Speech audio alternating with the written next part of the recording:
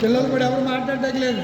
ప్రభు శిలువ మీద వేలాడుచు పలికిన 7 మాటలు మొట్టమొదటి మాట, తండ్రి వీరు ఏమి చేస్తున్నారో దేవుడు ప్రభువైన వారు యేసుక్రీస్తువారు పలికారు. తండ్రి వీరు ఏం చేస్తున్నారు, వీరు క్షమించమన్న మాట మాట్లాడటానికి మరి కారణం ఏమిటని మనం ఆలోచిస్తే, ప్రభు అయిన యేసుక్రీస్తు వారు మరి శరీరధారిగా ఈ లోకంలో పుట్టి మరి 30 సంవత్సరాలు తల్లిదండ్రుల మరి ఈ లోబడి జీవించి పిల్లలదైందును పెద్దలదైందును ఈ లోకంలో పెరిగి పెద్దవాడే 30 సంవత్సరాల వయసు వచ్చిన తర్వాత ఆయన బాప్తిసం పొంది మరి సాతాను చేత శోధించబడి సాతాను జయించడానికి అడవిలోనికి వెళ్ళి 40 రాత్రులు ప్రగడలో ఆయన సాతానుతో పోరాడి జయించి మరి తిరిగి మరలా సమాజంలోనికి వచ్చి 3.5 సంవత్సరాలు ఆయన గొప్ప సేవ ఈ లోకంలో చేశారు. గొప్ప సేవ అంటే మరి ఈ లోకంలో మరి దేవుళ్ళు అనబడేవారు ఎంతోమంది ఉన్నారు, కానీ మరి ఆయన చేసిన గొప్ప సేవ గొప్ప క్రియలు ఎవరూ చేయలేదు. ఆయన సేవ చేసే పరిచయ ప్రాంతాలన్నీ కూడా మరి ఆయన తిరుగుతూ 3.5 సంవత్సరాలు కపెర్నహూము, గలిలయ, గెనసరేతు, యోధా అనే సముద్ర తీర ప్రాంతంలో ఉన్న పట్టణాలన్నింటిలో తిరుగుతూ కాలినడక తిరుగుతూ సువార్తను ప్రకటిస్తూ ఎన్నో మహత్కార్యములు చేసిన దేవుడు ఈ రోజున ఆ శిలువ పైన ఉండి మరి ఏమీ చేయలేని స్థితిలోనూ ఉన్నట్టుగా తండ్రి వీరేం చేస్తున్నారు, వీరే క్షమించమని ఒక దీనుడుగా మరి తండ్రిని అర్థిస్తున్నాడు అంటే ఆయన శక్తి లేనివాడా, ఆయన బలం లేనివాడా, ఆయన పరిశుద్ధాత్మ లేనివాడా, మరి అంత దీనముగా అంత రెట్టునుగా ఎందుకు తండ్రి వీరేం చేస్తున్నారు, వీరెవరు కనుక వీరే క్షమించమని ఎందుకు ప్రార్థిస్తున్నాడు అని అంటే ఈ లేఖనము నెరవేర్చబడాలని మరి ప్రభు అయిన దేవుడు మరి పరలోకం నుండి దిగివచ్చి మన కొరకు మరి ఆయన ఆ యొక్క లేఖన నెరవేర్చడానికి వచ్చాడు కనుక ఆ లేఖనం ఏమిటి అని అంటే మరి యెషయా గ్రంథంలో మరి ప్రభువు ముందుగానే క్రీస్తు పూర్వం 800 సంవత్సరాల క్రితం రాయబడినదని పరిశుద్ధ గ్రంథాలు చెప్తున్నాయి. యెషయా గ్రంథం అనేది క్రీస్తు పూర్వం 800 సంవత్సరాల క్రితం రాయబడిన గ్రంథం. ఈ గ్రంథంలో మరి క్రీస్తుని గురించి ఆయన వస్తాడని 3 పర్యాలుగా రాయించబడింది. ఒక చోట అయితే కన్యక కాకపోతే కుమారి కట్టాలని కుమారి పేరు పెట్టాలని రాయబడింది. మరొక చోట అయితే యెషయా ముద్రుడి శిశువు పుట్టును ఆయన అనుగ్రహం ఏర్పరిచినట్టు రాయబడింది. మరి ఒక చోట అయితే మరి యెషయా గ్రంథం మరి 7వ అధ్యాయం యెషయా గ్రంథం 9వ అధ్యాయం 5-7 వచనాలు అయితే మరి చదవండి. యెషయా గ్రంథం 9వ అధ్యాయం 5-7 వచనాలు. ఏలయనగా మనకు శిశువు పుట్టెను, ఆయన మనకు కుమారుడు అనుగ్రహింపబడెను, ఆయన భుజం మీద రాజ్యభారం ఉండును. ఆశ్చర్యకరుడు, ఆలోచనకర్త, బలవంతుడైన దేవుడు, నిత్యుడగు తండ్రి, సమాధానకర్త, అధిపతి అని ఆయనకు పేరు పెట్టబడు. ఆయన ఎవరంట? సమాధానకర్త. ఆయన భుజం మీద ఏముందండి? రాజ్యభారం. రాజ్యభారం అంటే ఈ లోకాన్ని ఏదో పరిపాలించేసి ఈ లోకాన్ని ఏదో కోటాను సంపాదించేసుకుని గొప్ప మహానుభావుడైపోయి గొప్ప ధనవంతుడైపోవాలని రాజ్యభారమా ఆయన మీద ఉన్నది కాదు. ఈ లోకంలో ఉన్న సమస్త మానవాళిని రక్షించడానికి, సమస్త పాపాలని మోయడానికి ఆయన నిత్యునిగా వచ్చాడు. సమస్త భారము ఆయన భుజం మీద వేయబడాలని మరి అలనాడు యెషయా ప్రవక్త ద్వారా మరి క్రీస్తు పూర్వం 800 సంవత్సరాల క్రితం రాయబడి ఉన్నది. మరి క్రీస్తు పూర్వం మరి మనుషుల పాపాలు క్షమించబడాలి అని అంటే మోషే ద్వారా మరి దేవుడు అలనాడు ఇశ్రాయేలు ప్రజలకు ఒక నిబంధన ఏర్పాటు చేశాడు. ఆ నిబంధన ఏమిటి అని అంటే పాత నిబంధన గ్రంథంలో మరి నిర్గమకాండం 12వ అధ్యాయం మరి 6వ వచనం చదవండి. పాపాలు పోవాలంటే మరి ఆ రోజుల్లో చేయాలంటే రక్తప్రోక్షణ జరగాలి.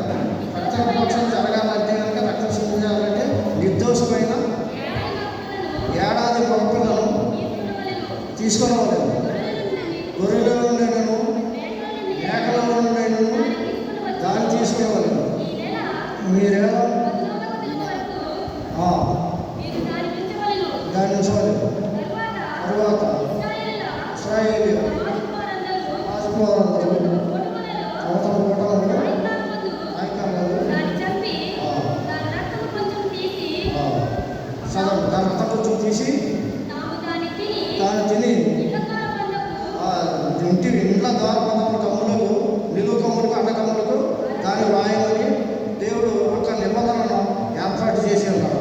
ఆ పైనుంచిన చదివినట్లయితే పై వచ్చిన చదువు అది ఏమని ఉందా? ఈ లోక సంబంధమైన గుడారం. పై వచ్చి మొదటి వచ్చిన చదువు అమ్మా, మోసే ఆహారంలో ఐగుప్తు దేశంలో ఉండగా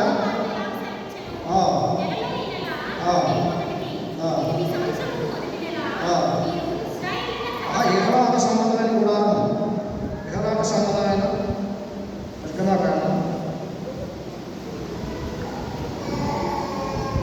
చదవన్నాం 12వ వచనం. మొదటి వచనం ఏంటంటే యెహోవా ఎలాగో సెలవిచ్చాడు.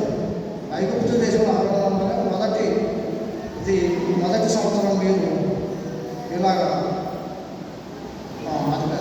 దేవుని స్తోత్రం. అలాగా ఆ ఇంటి గమ్ములు ఆ రక్తము మరి మగ పిల్లలు, ఏడాది గొర్రె పిల్లలు, గొర్రెల్లో ఉండేనేమో, మేకలో ఉండేనేమో తీసుకుని అది పరిశుద్ధమైనప్పటికీ మరి మొదటి సంవత్సరంలో మొదటి నెల 10వ రోజు దాని సిద్ధపరిచి 14వ రోజుని దాన్ని వధించి దాని మాంసం వారు వండుకుని తిని మరి భుజించేవారు. భుజించిన తర్వాత ఆ రక్తము కొంత దేవుని సన్నిధిలో అర్పించేవారు, కొంత రక్తం పట్టుకెళ్ళి ఇళ్ల గుమ్మాలకే రాసుకునేవారు. ద్వారా ప్రతి సంవత్సరం అలా చేయడం ద్వారా ప్రతి సంవత్సరం ప్రతి కుటుంబానికి ఒక గొర్రెపిల్ల కానీ మేకపిల్ల కానీ వధించబడాలి. ఎందుకంటే వారి కుటుంబంలో చేసిన పాపాలు క్షమించబడాలంటే రక్తం చిందించబడాలి కనుక ఆ రక్తం అలా చిందించిన రక్తాన్ని గుమ్మాలకి వారు రాసుకునేవారు.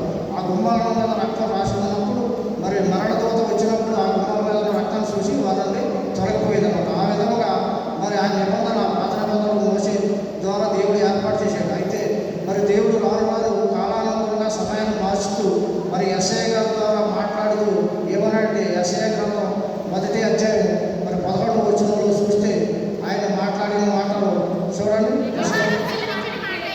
అమ్మా, యెహోవా సెలవిచ్చిన మాట విస్తారమైన పిల్లలు మీరు నాకేలా, ఈ దహన పనులను గొర్రె పిల్లలను బాగుగా మేపిన కోడిన నాకు రక్షమయ్యాను. కోడిల రక్తం అందేను, గొర్రెల రక్తం అందేను, మేకపోతుల రక్తం అందేను నాకు ఇష్టం లేదు. నా సన్నిధిని కనబడలేదు మీరు వచ్చిస్తున్నారు. నా ఆవరణను త్రొక్కుటకు మిమ్మల్ని రమ్మన్నవాడేవాడు. దేవుడు చూడండి ఏమన్నాడు. మరి పాత నిబంధన గ్రంథంలో మరి మోసే ద్వారా రక్త అర్పణ ఏర్పాటు చేసింది ఆయనే.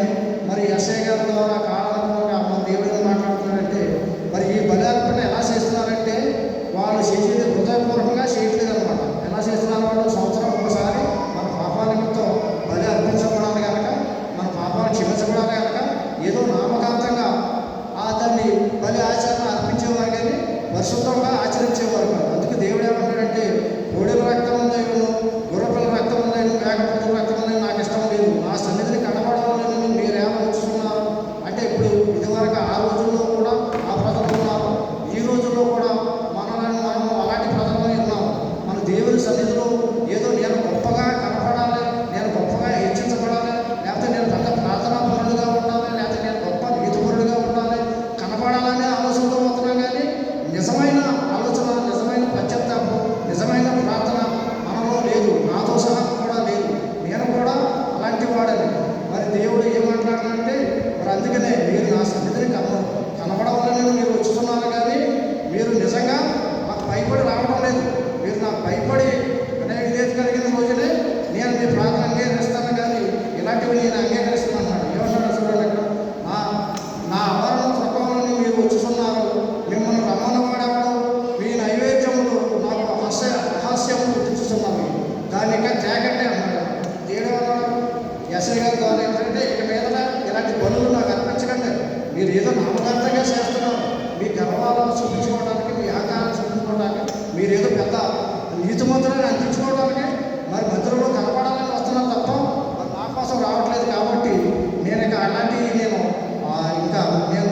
నాకు అనిపించిన కానీ నేను అటు ఒప్పుకోను. వాటిని నాకు అసహ్యంగా ఉందని వాటిని నాకు ఇంకా మీదకు మీరు తీసి రాకనని యెషయా గారి ద్వారా అన్నాడు, గద్దించాడు. అయితే దేవుడైన యెహోవా చేసినది ఏమిటంటే మరి మరి ఈ లోక పాప భారం వేయాలని దేవుడే నిర్ణయించుకొని ఈ లోక పాపాలు పోవాలంటే ఈ లోక రాజ్య భారం అంతా